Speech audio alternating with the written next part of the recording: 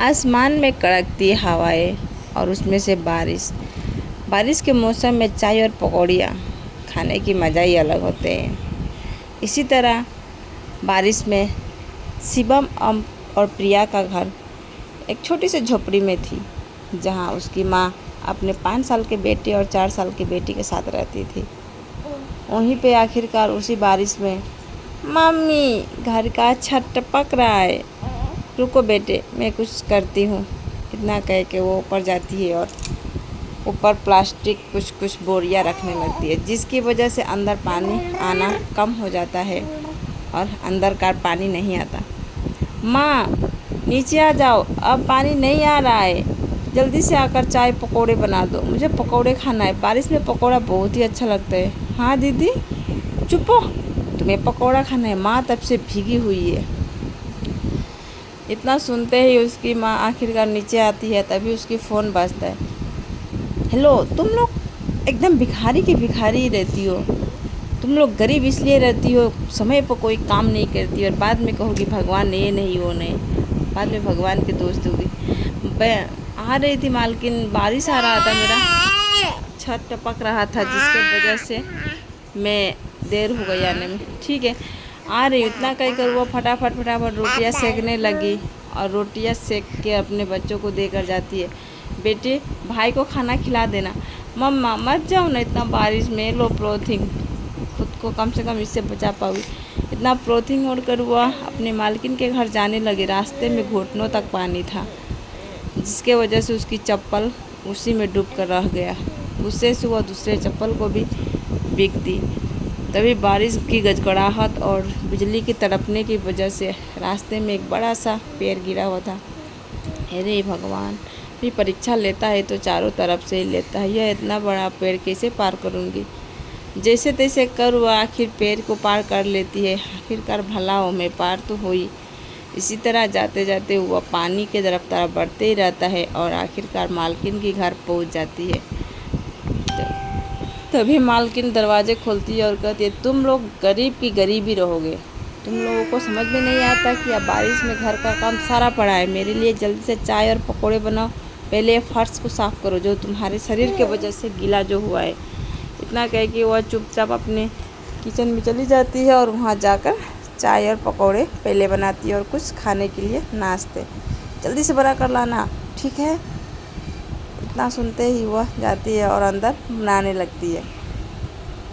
तभी कुछ पकोड़े बनाती है और पहले नाश्ते बनाती है, उसके बाद घर को साफ़ करती है।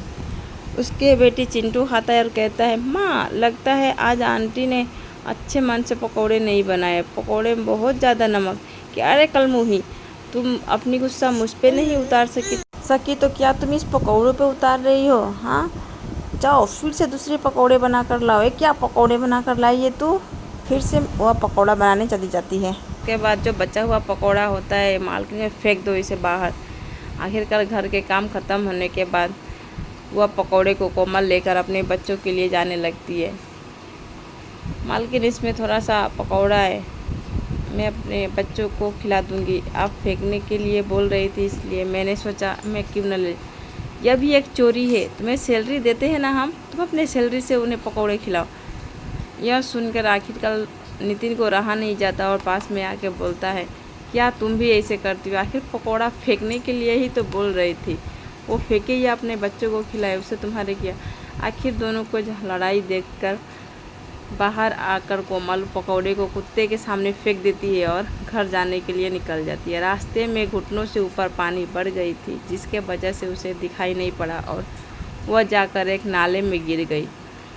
बचाओ बचाओ, कोई तो बचाओ, क्या होगा मेरे बच्चों का, मैं कुछ हो जाए तो। यह कहते ही वह उस नाले के अंदर चली जाती है। आखिरकार बारिश बहुत ज़्यादा हो रही थी, इसकी वजह से कोई सुनाई नहीं पड़ता, कोई बाहर नहीं था। दीदी आज माँ क्यों नहीं आई? रात की 12 बज गई है, अभी तक तो आ जाना चाहिए था ना। हाँ अच्छा सो जाओ, शायद माँ मालकिन के घर पे ही रह गई होगी, देख रहे हो ना बारिश बहुत ज़्यादा हो रही है। इतना कह के आखिरकार दोनों सो जाते हैं और अगले सुबह गांव के नाले से एक लाश बरामद होती है, वह लाश होती है कोमल की। पुलिस उस लाश को लेकर उसकी मालकिन के घर जाती है और पूछती है, क्या तुम लोग इस लाश को पहचानते हो? पास के लोगों से पता चला है कि यह तुम्हारे घरों में काम करती थी, चलो देखो तो। तभी दोनों जाते हैं और देखते हैं, देख के आंखें नम हो जाती है और कहती है, हाँ ये तो हमारे घर में ही काम करती थी, लेकिन यह कैसे हुआ?